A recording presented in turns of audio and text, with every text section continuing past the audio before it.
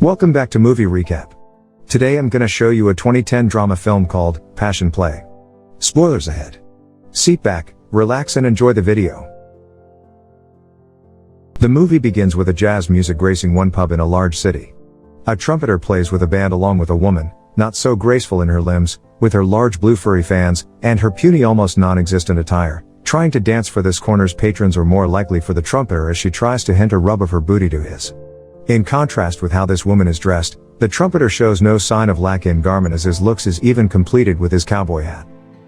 As the night comes to an end, the trumpeter walks off of the stage straight to a room where men in their 60s, one of them is the owner of the pub, are playing with cards, a stash of bills in front of them. From the very stash, the trumpeter has himself paid, getting a few bills, and then leads himself out the door. The beam of it bears the sign, Dream Lounge.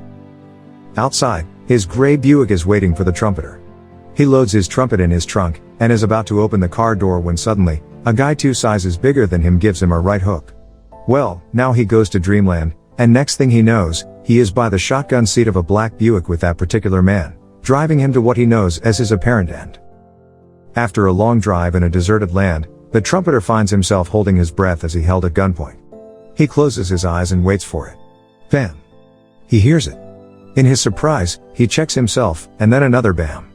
Follows another, but all were not for him. He turns around to see the man holding the gun against him with shots on his chest.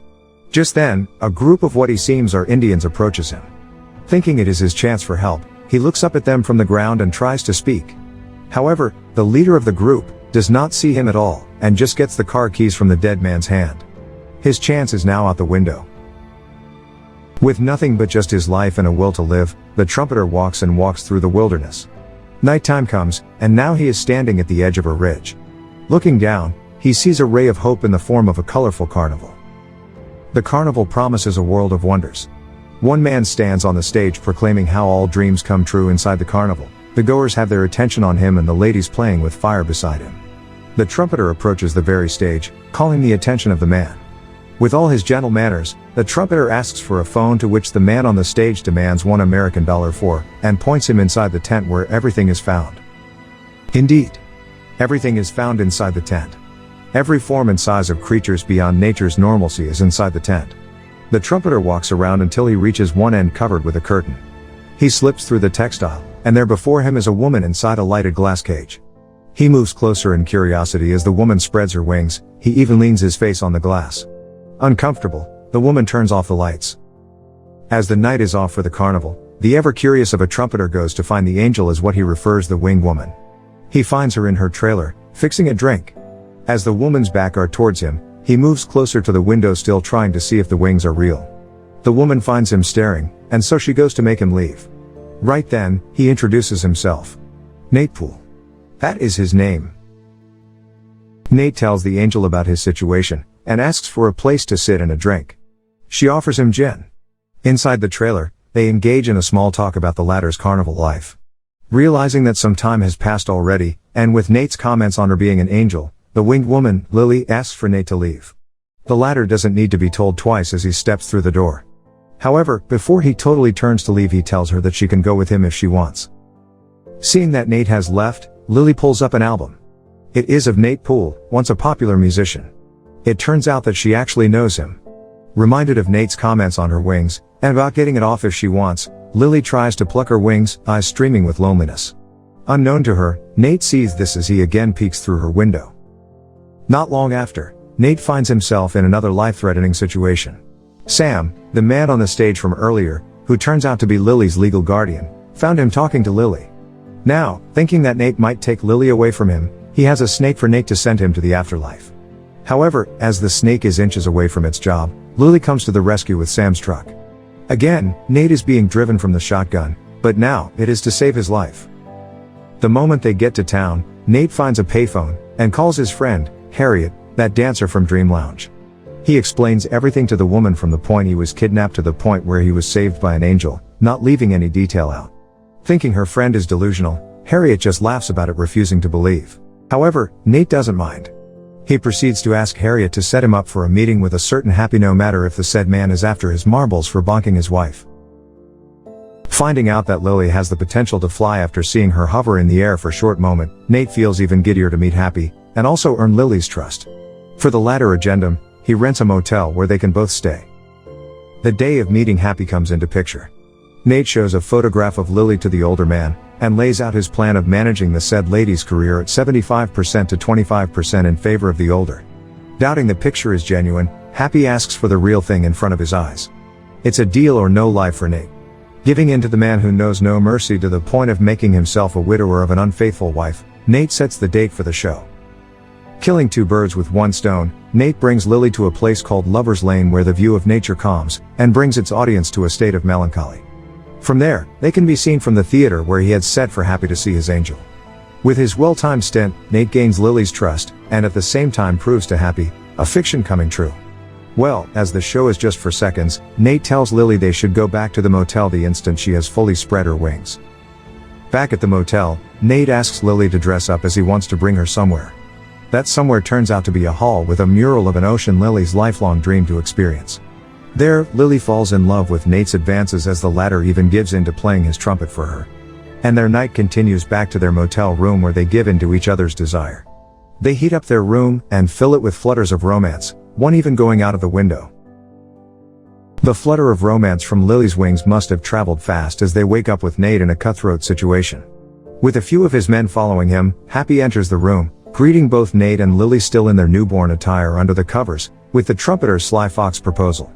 However, though hurt with the revelation, and at being cursed with a dog word by Nate whose color lays bare in front of her, Lily still manages to cut a deal with Happy. Let Nate live and she will be Happy's. Happy somehow relents to the demand though he can actually just do whatever he wants. But letting Nate live does not really mean letting him go unscathed. Then and there, the trumpeter finds himself again in an utter despair for his life, and this time, Harriet is that one call away friend in his rescue. In his beat-up state, Nate swears he will get Lily back to Harriet. With wounds still healing, and Harriet's cunning act of foolishness, Nate is able to sneak into Happy's estate. Carefully, he treads the house, and searches every room he comes across with. Finally, he finds Lily lavishly dressed in velvet, watching a movie from a widescreen, his now sworn nemesis beside her. Nonchalantly, Happy greets him, which he mutedly ignores as his eyes are on Lily. His words then are directed to her as he tells her to get dressed and go with him, not forgetting to add the F word between the lines. Unfortunately for Nate, the heavens have just granted all the women luck to Happy as Lily chooses to stay with the old brute. For if she doesn't, Happy will be so glad to banish Nate to the ends of the fiery pit. Well, of course, the deal she does not forget to remind and emphasize to the old man. Returning home, Nate has never felt so lost, as he also loses his job. He is so lost that he has to sell his trumpet. But then, after much introspection under his blanket, he decides to meet a friend for help. His friend, a real definition of brotherhood, pulls him up for a gig, and even gives him enough to actually prepare for it. On another while, Happy tells Lily his real name, Michael Shannon. He even tells him the story behind his nickname, and how he hated it at first. In that moment, he also gives Lily a necklace of diamonds saying diamond is an angel stone or should be called one if it isn't. Lily refuses to accept, but he insists, and so she ends up wearing it for their supposed dinner. It comes as a surprise to Lily the crowd of people in the venue. For all she knows, she's going on a dinner with Happy. Confused, she asks the man who then replies with, "Heaven." Apparently, they are at a gala where Happy is one of those important people who sponsored getting ripped off of money in return for good images. Coming in such a big event with lots of people, may have surprised Lily. However, what surprises her more is the sight of a mirror completed with lights and a painting of wings, giving you the illusion of having such parts as you stand before it.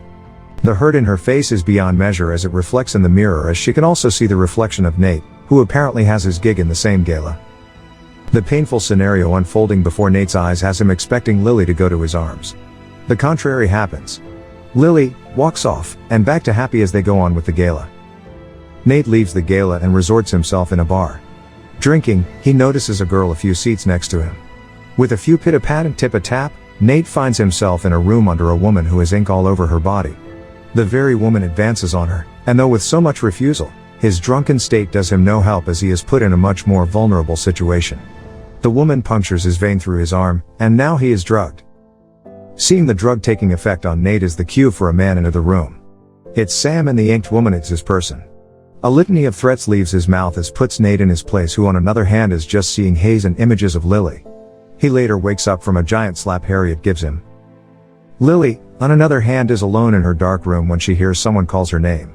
Thinking it is Nate, she quickly gets up and opens the window for him. However, it is Sam who greets her, telling her they should leave and go home.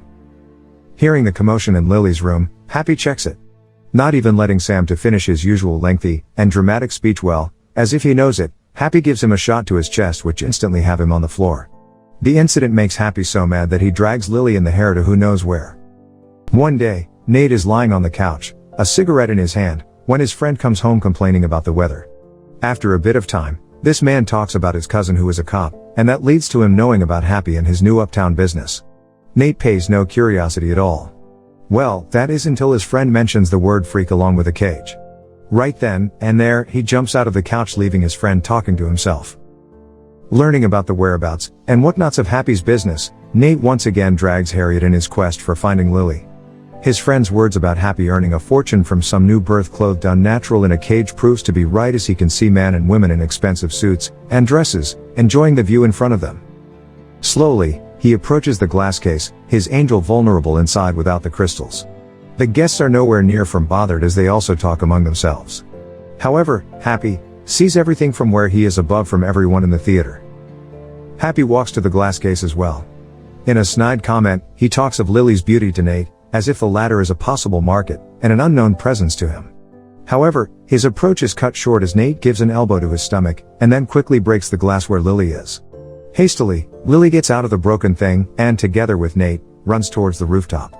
Happy's men are alarmed and swiftly take a run towards the two. However, Nate quickly closes the entrance to the rooftop and locks it with whatever heavy things he can get.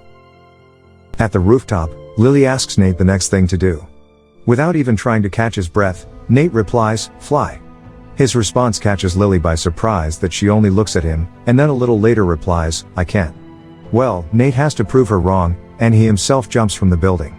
In reflex, Lily goes after him, and to her disbelief, her wings carry them up in the air. The movie ends with Nate seeing himself lying down on the ground, his all too familiar hat askew on his head, as together they fly into the sky. Lily's arms wrapped around Nate's body as she flaps her wings. She flies them over the same wilderness Nate was taken into. Thank you for watching. Subscribe for more videos like this to help the channel out. Have a nice day.